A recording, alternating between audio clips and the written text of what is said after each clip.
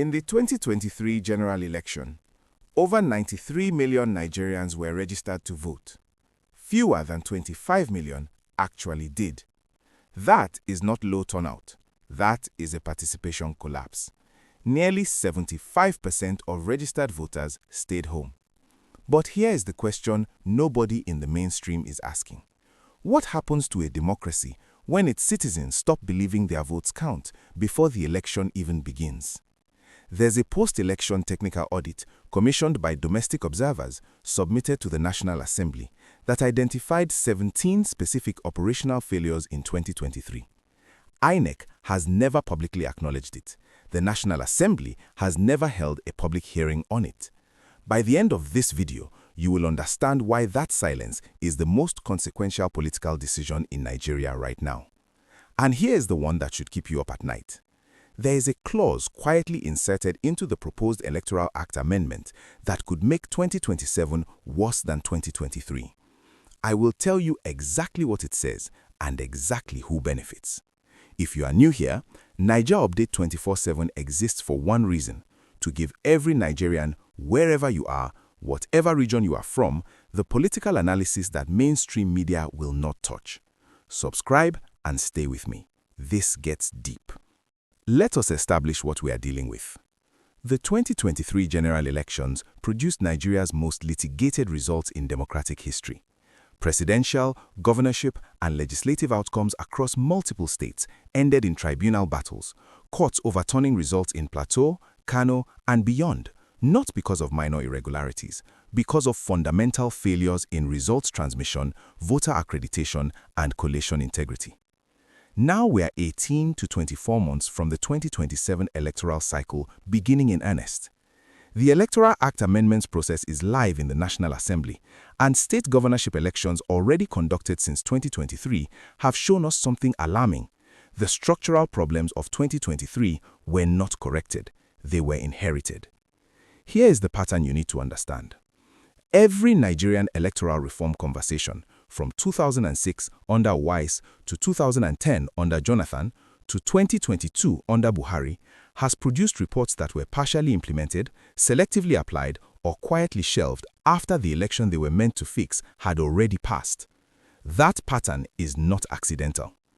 Nigeria has had more electoral reform committees than it has had successful transitions of power. That is not an opinion. Count them. Civil society, Yaga Africa, the Center for Democracy and Development, international observer missions including the EU, have all submitted formal reform proposals. The EU report alone made 12 concrete recommendations. INEC has acknowledged receiving them. It has not published a formal response to a single one. Now, let us talk about the institutions, because understanding who controls what is the only way to understand why reform keeps failing. INEC is constitutionally independent under Section 153 of the 1999 Constitution. That is the law on paper.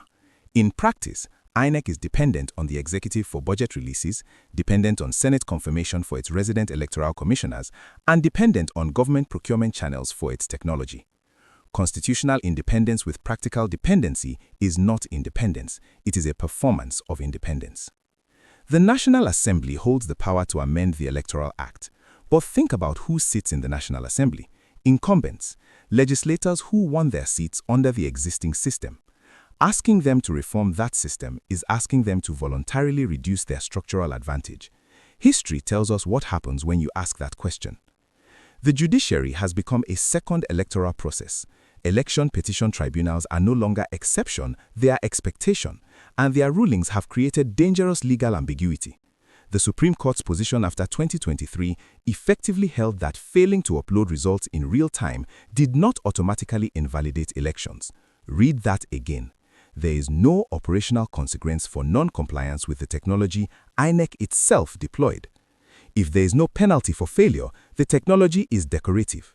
The BVAS worked as an accreditation tool in many polling units. The failure was not the machine. The failure was the legal and institutional framework around the machine. Technology without institutional integrity is not reform, it is a press release. And then there is the clause I mentioned at the start. The proposed Electoral Act amendment would allow INEC to certify results even when IREV upload failures are documented, as long as INEC itself determines the failure was technical and not deliberate. That determination would rest entirely with INEC. No independent verification, no external audit, INEC judging INEC. Who benefits from an institution being the sole judge of its own failures? That question answers itself. Now, the political layer. And this is where most analysis gets it wrong by making it too simple. The beneficiaries of institutional ambiguity are not always the obvious ones. Every political party currently holding executive power at the state or federal level, APC, PDP, Labour Party, every platform with a sitting governor, has a structural incentive to preserve a system that is difficult to audit. A governorship won in a disputed election has no rational interest in making future elections easier to contest. This is not about ideology. It is about survival arithmetic. The parties that lose most in an unreformed system are those with genuine mass support but weak financial machinery. The capital cost of navigating an opaque electoral process is enormous. Legal fees, parallel result collation agents at every single polling unit, the infrastructure to challenge outcomes in court across multiple states simultaneously. Parties without that infrastructure are systematically disadvantaged regardless of their actual vote share.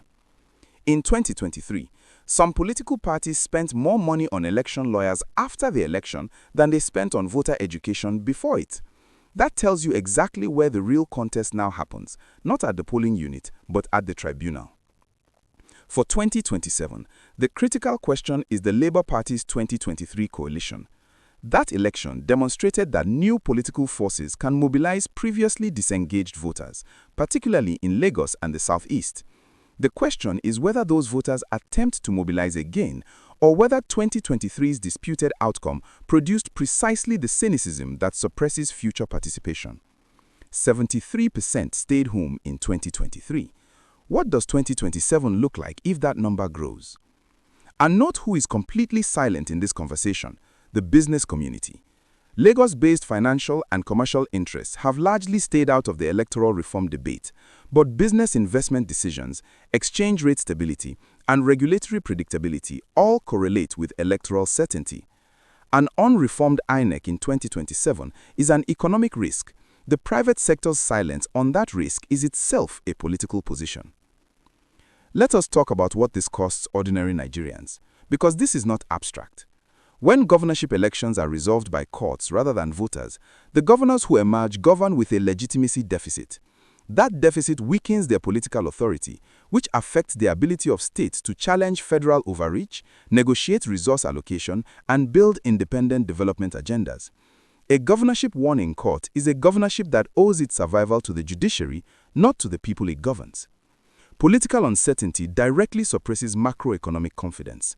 Foreign direct investment into Nigeria has been structurally limited, in part because investors cannot predict what the political environment looks like after each electoral cycle. For the average Nigerian dealing with inflation, fuel prices, and currency instability, the line between electoral credibility and economic conditions is not abstract. Governments without mandate govern without accountability. Governments without accountability do not prioritize economic management that benefits citizens. Disputed elections also do not stay in the political sphere. The 2023 post-election atmosphere in several cities produced communal friction that took months to subside. An unreformed 2027 cycle producing similar outcomes carries real implications for national cohesion across ethnic and interfaith lines that are already under pressure. And the security dimension. Electoral violence in Nigeria is not random. It is operationally planned, regionally targeted, strategically timed. INEC's inability to enforce result integrity creates environments where armed disruption becomes a rational political tool. Reforming INEC is a security question, not only an electoral one. Now, internationally, the EU and the US State Departments both issued formal assessments of 2023 identifying specific failures, not vague concerns, specific failures. Here's what the mainstream conversation is missing. Several of Nigeria's major bilateral creditors quietly factor electoral stability risk into their lending assessments. Your cost of government borrowing is partially determined by whether international observers believe your elections are credible. There is a direct line between INEC's performance and the price Nigerians pay for public debt. For the diaspora, the 2023 election was watched globally with unprecedented attention. Diaspora Nigerians invested financially, mobilized voter education, returned home to observe and vote. Their level of engagement in 2027 will be directly shaped by whether Nigeria demonstrates between now and then that it has taken 2023 seriously. The diaspora is not just an emotional stakeholder, it is a remittance economy, and remittance flows follow confidence. So what happens next, and what should you be watching? The post-election audit submitted to the National Assembly Committee on INEC, the one I mentioned at the start, identified 17 specific operational failures. It exists. No public hearing has been called on it. That silence is a political choice, and it tells you everything about where the political will currently sits. Here's what the next 18 months will reveal. Watch the Electoral Act amendment process, specifically whether the IREV certification clause, the one that makes INEC the sole judge of its own failures, passes through committee or gets challenged. That single clause will tell you more about 2027 than any campaign speech. Watch INEC appointments. The resident electoral commissioners being confirmed in this cycle will either demonstrate operational independence or reproduce the operational failures of 2023. Watch INEC appointments. The resident electoral commissioners being confirmed in this cycle will either demonstrate operational independence or reproduce the patterns of their predecessors. Confirmation proceedings are public. Pay attention to them. Watch state-level elections. Every governorship election between now and 2027 is a stress test. Any state election producing IREV failures, result discrepancies or violence without institutional consequence is an advanced signal of systemic 2027 risk. Watch voter registration numbers. If registration continues to fall from 2023's already suppressed base, that is the most accurate leading indicator of where democratic legitimacy is heading. The argument you will hear is, reform takes time. We cannot do everything before 2027. That argument is almost always made by people who have not specified which reforms cannot be done in time. Mandatory real-time upload enforcement, independent result collation auditing, transparent appointment criteria for electoral commissioners. These are achievable within the current legislative cycle, if the political will exists. The question is never time, the question is will. We started with a question. What happens to a democracy when its citizens stop believing their votes count before the election even begins? The answer is this. The election becomes a formality. Real decisions migrate to courts, to back rooms, to actors who have learned that the formal process can be managed. And the 73% of registered Nigerians who did not vote in 2023 become a silent majority whose absence is itself a political outcome, one that benefits precisely those who profit from low participation and high confusion. INEC reform is not a technical policy debate. It is the precondition for every other political conversation Nigeria is trying to have. Security reform, economic policy, federal restructuring, all of it rests on whether Nigerians can choose their leaders and trust that the choice was recorded correctly. No region of Nigeria benefits from an electoral system that cannot be trusted. The North benefits when its large voter populations produce auditable, defensible outcomes. The South benefits when its interests cannot be erased by result manipulation. The Middle Belt benefits when its pivotal geography is respected rather than managed. Electoral credibility is not a regional demand, it is a national foundation. The 2027 election is not inevitable yet, but the window is narrowing. The question is not whether Nigerians want better elections. The question is whether those with the power to build better institutions will choose to do so, and whether Nigerians will hold them accountable if they do not. If this analysis gave you clarity, share it with one Nigerian who needs to understand what is really at stake. Like, subscribe, and I will see you in the next one. Naija Update 24/7. We never stop watching.